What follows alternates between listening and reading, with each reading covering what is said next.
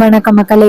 நம்ம கார்த்திக் கதையில நவம்பர் 24 என்ன நடக்க போகுது அப்படிங்கறத பத்தி தாங்க இந்த வீடியோல இப்ப நம்ம பார்க்க போறோம்.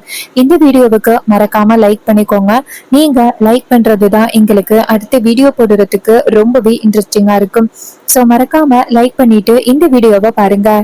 அப்புறம் கோவில் கும்பாபிஷேகம் நல்லபடியா முடியுது.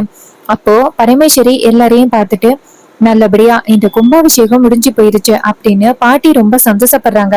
அப்பதான் ராஜா அங்கேருந்து வந்துட்டு, அம்மா நீங்க நினைச்ச மாதிரியே கும்பாபிஷேகம் நல்லபடியா முடிஞ்சிருச்சுமா அப்படின்னு சொல்ல, அதுக்கு பாட்டி சொல்றாங்க, ஆமாய்யா நல்லபடியா முடிஞ்சிருச்சு அப்படின்னு ரொம்ப சந்தோஷமா பேசிக்கிட்டு இருக்க. அப்பதான் அந்த இடத்துக்கு ஈஸ்வரி வராங்க. ஈஸ்வரி வந்துட்டு, என்ன எல்லாரும் ரொம்ப சந்தோஷமா பேசிக்கிட்டு இருக்க மாதிரி தெரியுது, இங்க பாரு, நீ சொன்ன மாதிரியே இந்த கோவில் கும்பாபிஷேகத்தை நல்லபடியா நடத்தி கொடுத்து முடிச்சாச்சு. இதுக்கப்புறம் கும்பாபிஷேகம் அப்படி இப்படின்னு சொல்லிக்கிட்டு நீ இனிமே எங்க வீட்டுக்கு வரமாட்டியல்ல, நல்லபடியா இந்த கும்பாபிஷேகம் முடிஞ்சிருச்சு. சரி வாங்க எல்லாரும் வீட்டுக்கு போகலாம் அப்படின்னு சொன்னதோட பரமேஸ்வரி கேக்குறாங்க, ஈஸ்வரி என்னம்மா இப்படி பேசுற? இப்பதானமா கும்பாபிஷேகம் முடிஞ்சிருக்கு, என்னம்மா இப்படி பேசுற? அதுக்கு ஈஸ்வரி சொல்றாங்க, இங்க பாரு, இந்த கும்பாபிஷேகத்தை வச்சுக்கிட்டு தானே எப்ப பார்த்தாலும் வீட்டுக்கு வந்துகிட்டே இருக்க. இப்பதான் இந்த கும்பாபிஷேகம் முடிஞ்சு போயிருச்சுல, இனிமே எந்த காரணத்தை கொண்டு நீ வீட்டுக்கு வரமாட்டியல்ல. இங்க பாருங்க, எல்லாரும் ஒரு விஷயத்த ஞாபகம் வச்சுக்கிடுங்க. இந்த கோவிலுக்காக மட்டும்தான் இந்த கிழவி வீட்டுக்கு வரத்துக்கு நான் ஒத்துக்கிட்டு இருந்திருக்கேன். நீங்க எல்லாருமே வீட்டுக்கு போறதுக்கும் ஒத்துக்கிட்டு இருந்திருக்கேன். ஆனா இதுக்கப்புறமும் இந்த வீட்டுக்கு போகணும் அப்படின்னு நினைச்சு யாராவது பேசுனீங்கன்னு வச்சுக்கிடுங்களேன், கண்டிப்பா உங்க யாரையும் நான் சும்மா விட மாட்டேன். இனிமே இந்த கிளவிய பத்தி யாரும் பேசவே கூடாது வீட்ல அப்படின்னு சொன்னதோட நம்ம ராஜா கேக்குறாரு, ஈஸ்வரி என்னம்மா இப்படி பேசுற? ஈஸ்வரி சொல்றாங்க, இங்க பாருங்க, உங்களுக்கு தான் வான் பண்றேன், அம்மா அப்படின்னு சொல்லிக்கிட்டு வந்தீங்க, அப்புறம் என் வீட்டுக்கே நீங்க திரும்பி வரக்கூடாது. இதை கேட்டதும் அவரு ரொம்ப அதிர்ச்சி ஆகுறாரு. அப்ப பாட்டி சொல்றாங்க, ஈஸ்வரி என் மேல உள்ள கோவம் உனக்கு என்னைக்குமே குறையாதா? ஈஸ்வரி சொல்றாங்க, இங்க பாரு, நீ என்ன கோவம் குறையிற மாதிரியா பாவத்தை பண்ணிருக்க? எங்க அம்மாவோட இறப்புக்கு முழு காரணமே நீதான். அப்படி இருக்கையில உன்னைய நான் மன்னிப்பானா? உன்னை மன்னிக்கிறதுக்கு வாய்ப்பே கிடையாது அப்படின்னு சொன்னதோட நம்ம பாட்டிக்கு ரொம்ப கவலையா இருக்கு. பாட்டி அமைதியா இருக்காங்க.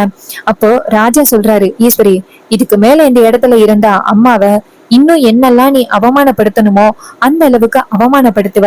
அதனால அம்மா இந்த இடத்துல இல்லாம இருக்கிறது நல்லது அப்படின்னு சொல்லிட்டு அவங்க அம்மாவை பார்த்து, அம்மா என்ன மன்னிச்சிருங்கம்மா, இவ எவ்வளவு காலம் ஆனாலும் மாறுறதுக்கு வாய்ப்பே கிடையாது. இதுக்கு மேல இவ இந்த இடத்துல இருந்தா உங்களை இன்னுமே இவ அவமானப்படுத்துவா. அதனால நாங்க போறோமா, என்ன மன்னிச்சிருமா அப்படின்னு சொன்னதோட பரமேஸ்வரி அழுகுறாங்க. அப்போ ராஜா அந்த பேத்தி எல்லாருமே அவங்க பாட்டிய பாத்துக்கிட்டு அழுதுகிட்டு அந்த இடத்துல இருந்து போறாங்க. ஹீரோ இத பாத்துட்டு ரொம்ப கவலைப்படுறாரு. அப்போ எல்லாரும் போனதோட நம்ம ஹீரோ நேரா பாட்டி கிட்ட வந்துட்டு, பாட்டி அத்தை இக்காலம் முன்னிட்டும் மாறுறதுக்கு வாய்ப்பே இல்ல போல, ஏன் தான் இவ்வளவு கோவப்படுறாங்கன்னு தெரியல. அதுக்கு பாட்டி சொல்றாங்க, ஆமாய்யா அவளோட கோவம் என்னைக்குமே குறையாது போல. அப்ப ஹீரோ சொல்றாரு, ஆமா பாட்டி, அத்தையோட கோவம் என்னைக்குமே குறையாது போல, இப்போ என்னதான் பண்றது? அதுக்கு பாட்டி சொல்றாங்க, இங்க பாருயா, அவ கிடக்குறா. சரி நீ உண்மைய சொல்லணும் அப்படின்னு சொன்னியே, இப்போதைக்கு நீ உண்மைய சொல்ல வேண்டாம்யா. அவளோட கோவத்தை பார்த்தாலே நல்லா தெரியுது. அவளுக்கு மட்டும் உண்மை தெரிஞ்சிச்சு கண்டிப்பா அவ சும்மா விட மாட்டாயா. இப்போதைக்கு நீ உண்மைய சொல்ல வேணாம். அப்ப ஹீரோ சொல்றாரு, இங்க பாருங்க பாட்டி, ஏற்கனவே அத்தை தீபவதி அப்படிங்கிற உளவாளிய வச்சு என்னை கண்டுபிடிக்கணும் அப்படின்னு ரொம்ப ட்ரை பண்ணிக்கிட்டு இருக்காங்க.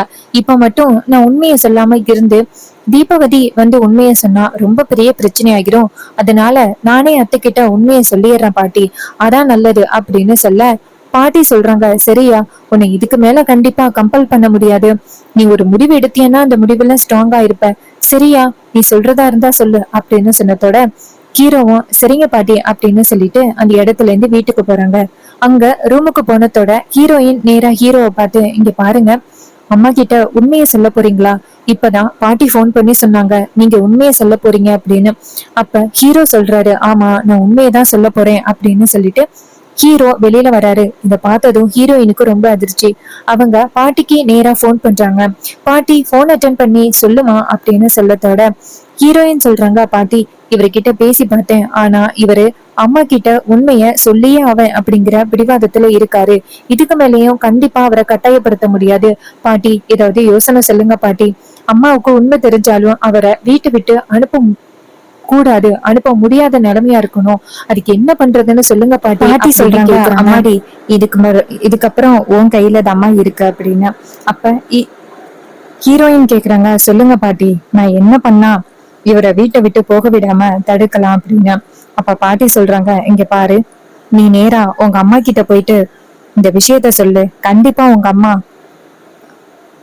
உன் புருஷனை வீட்டை விட்டு அனுப்ப மாட்டான்.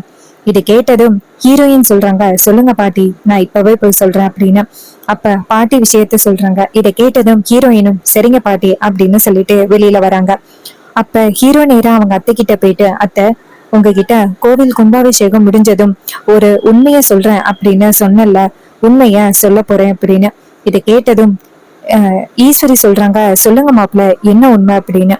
அப்ப ஹீரோ சொல்றாரு, அத்தை, இது மாதிரி உங்களுக்கு ரொம்ப நாளா ஒரு விஷயத்த தேடிக்கிட்டு இருந்தீங்கல்ல, உண்மையான அந்த பரமேஸ்வரி சேதுபதியோட பேரன் யாரு அப்படின்னு தேடிக்கிட்டு இருந்தீங்கல்ல, நான் தான் உண்மையான அந்த சேதுபதியோட பேரன் அப்படின்னு. இதை கேட்டதும் ரொம்பவே அதிர்ச்சி ஆகுறாங்க நம்ம ஈஸ்வரி. ஈஸ்வரி சொல்றாங்க, இங்க பாருங்க மாப்பிள்ள, நீங்க பொய் சொல்றீங்களோ அப்படின்னு எனக்கு தோணுது. நீங்க உண்மையை சொல்லல மாப்பிள்ள. எதுக்காக மாப்பிள்ள இப்படி சொல்றீங்க? அப்ப ஹீரோ சொல்றாரு, இல்லத்த, நான் தாத்த உண்மையான பேரன் அப்படின்னு. அப்போ பில்லி சொல்றாங்க, அக்கா, உன் மருமகனே தான் தான் அந்த சேதுபதியோட பேரன் அப்படின்னு ஒத்துக்கிறான், அப்ப கூட நீ நம்ப மாட்டேங்கிற. இங்க பாருக்கா, இவன் தாக்கா அந்த சேதுபதியோட பேரன். இவன் எதுக்காக இப்படி உண்மையை சொல்றான் அப்படின்னு எனக்கு தெரியல, ஆனா இவன் சொல்றது உண்மைதான் அப்படின்னு. அப்போ ஈஸ்வரி கேக்குறாங்க, இங்க பாரு, நீ தான் அந்த பரமேஸ்வரியோட பேரனா? அதுக்கான ஆதாரம் உன்கிட்ட இருக்கா? அப்ப ஹீரோ சொல்றாரு, இருக்குத்த அப்படின்னு சொல்லிட்டு ஒரு போட்டோவை எடுத்து காமிக்கிறாங்க. அந்த போட்டோவை பார்த்ததோட ரொம்ப அதிர்ச்சி ஆகுறாங்க நம்ம ஈஸ்வரி சொல்றாங்க, இதுல இருக்கிறது எல்லாம் உண்மையா அப்படின்னு. அப்ப ஹீரோ சொல்றாரு, ஆமாத்த, இதுல இருக்கிறது எல்லாமே உண்மைதான். நான் தான் அவங்களோட பேரன் அப்படின்னு. இது கேட்டதும் ஈஸ்வரி சொல்றாங்க, கூடவே இருந்துகிட்டு எவ்வளவு பெரிய நம்பிக்கை துரோகத்தை பண்ணிருக்க, நீ இந்த வீட்டை விட்டு போயிரு அப்படின்னு. அப்போ ராஜா சொல்றாரு, ஈஸ்வரி, என்ன சர்வசாதாரணமா மாப்பிள்ளைய வீட்டை விட்டு போன்னு சொல்ற? இங்க பாரு, மாப்பிள்ள இந்த வீட்டுக்காகவும் நமக்காகவும் என்னெல்லாம் நல்லது பண்ணிருக்காரு அப்படிங்கறது உனக்கு தெரியுமில்ல. தெரிஞ்சும் மாப்பிள்ளைய இந்த வீட்டை விட்டு போ அப்படின்னு சொல்றது எந்த விதத்திலயும் நியாயம் இல்ல. நீ செய்யறது ரொம்ப தப்பு ஈஸ்வரி. ஈஸ்வரி சொல்றாங்க, நான் பண்றது தப்பா? இவன் எல்லாரையும் ஏமாத்தி இந்த வீட்டுக்குள்ள இருந்து இப்படி ஒரு காரியத்தை பண்ணிருக்கான். ஆனா நீங்க எல்லாருமே சேர்ந்து இவனை நல்லவன்னு சொல்றீங்களா? ஓ அப்படியா, நீங்க எல்லாருமே சேர்ந்து உண்மைய மறைச்சிருக்கீங்களா அப்ப என்கிட்ட? அப்ப வில்லி சொல்றாங்க, ஆமாக்கா, ஆமா, நல்லா கேளுக்கா, இத்தனை நாளும் உண்மையை மறைச்சிருக்காங்க அக்கா. அதனாலதான் உன்கிட்ட நான் உண்மையை நிரூபிக்கிறதுக்கு வரபோது எல்லாமே என்னால உண்மையை நிரூபிக்கவே முடியல. இது கேட்டதும் ரொம்ப கோவப்படுறாங்க நம்ம ஈஸ்வரி. அப்ப வில்லி சொல்றாங்க, இங்க பாருக்கா, உன் பொண்ணு அப்புறம் உன் புருஷன் எல்லாருமே சேர்ந்து அவனுக்கு பாதுகாப்பா இருந்திருக்காங்க, உண்மையை தெரியக்கூடாது அப்படிங்கறதுக்காக. அதனாலதான் இத்தனை நாளும் உண்மை தெரியாம இருந்துச்சு. நம்ம ரேவதிக்கு ஒரு நல்ல வரனை பார்த்து கல்யாணம் பண்ணி வைக்கலாம். நீ தேவையில்லாம இவனை இந்த வீட்டுக்குள்ள விடாதக்கா. நம்ம அம்மாவோட இறப்புக்கு காரணமான இவன் என்னைக்குமே இந்த வீட்டுக்குள்ள வரக்கூடாது. வீட்டை விட்டு வெளியில அனுப்புக்கா அப்படின்னு சொன்னதோட ஈஸ்வரி நேரா ஹீரோவை பார்த்து, இங்க பாரு, இந்த வீட்டுக்கு நீ நிறைய நன்மை பண்ணிருக்கிறது எனக்கு தெரியும். அதனால உனக்கு இப்போ ஒரு மரியாதை கொடுக்குறேன். இதோட வீட்டை விட்டு வெளியில போயிரு, அதுதான் உனக்கு நல்லது அப்படின்னு. இதை கேட்டதும் ரொம்ப அதிர்ச்சி ஆகுறாங்க நம்ம ஹீரோ. அப்போ ரேவதி அந்த இடத்துக்கு வராங்க. ஹீரோயின் அம்மா, அவரை நீ இந்த வீட்டை விட்டு போக சொல்ல முடியாது. அவரு என்னோட ஹஸ்பண்ட். அவரை வீட்டை விட்டு போனா நானும் போற மாதிரி இருக்கும். ஈஸ்வரி கேக்குறாங்க, இங்க பாரு, அப்போ உனக்கு நாங்கெல்லாம் முக்கியம் இல்லையா, அவன் தான் முக்கியமா? அப்ப ரேவதி சொல்றாங்க, ஆமாமா, எனக்கு நீங்க எல்லாருமே தான் முக்கியம். நீங்க சர்வசாதாரணமா அவரை இந்த வீட்டை விட்டு போக சொல்லிட்டா அப்புறம் என் வயித்துல வளர்ற குழந்தைக்கு யாரு பதில் சொல்றது? இது கேட்டதும் வில்லி அதிர்ச்சி ஆகுறாங்க, ஈஸ்வரியும் அதிர்ச்சி ஆகுறாங்க. அப்ப வில்லி சொல்றாங்க, அக்கா, இதெல்லாம் நாடகம்க்கா. கண்டிப்பா இவ கர்ப்பமா இருக்கிறதுக்கு வாய்ப்பே இல்லக்கா, இதெல்லாம் பொய்யக்கா அப்படின்னு. அப்ப ஹீரோயின் சொல்றாங்க, இங்க பாருங்க சித்தி, எங்களோட லைஃப்ல நீங்க தலையிடாதீங்க. இதுல அம்மா தான் முடிவெடுக்கணும். இங்க பாருங்கம்மா, உங்களோட பேர குழந்தை என்னோட வயித்துல வளருது. நீங்க தேவையில்லாம இவரை வீட்டை விட்டு துரத்திங்க அப்படின்னா கண்டிப்பா இந்த சமுதாயத்துல என்னை பத்தி என்ன பேசுவாங்க அப்படிங்கறது உங்களுக்கு நல்லாவே தெரியும். என்னோட வாழ்க்கைய இதோட முடிக்க போறீங்களா அப்படின்னு சொன்னதோட ஈஸ்வரி சொல்றாங்க, இங்க பாரு, நீயும் இந்த வீட்டை விட்டு போ. அப்போ ராஜா சொல்றாரு, முடியாது ஈஸ்வரி, நம்ம பொண்ணு இந்த வீட்டை விட்டு போனுச்சு அப்படின்னா அப்புறம் சொத்துல பங்கு கேக்குற மாதிரி இருக்கும்.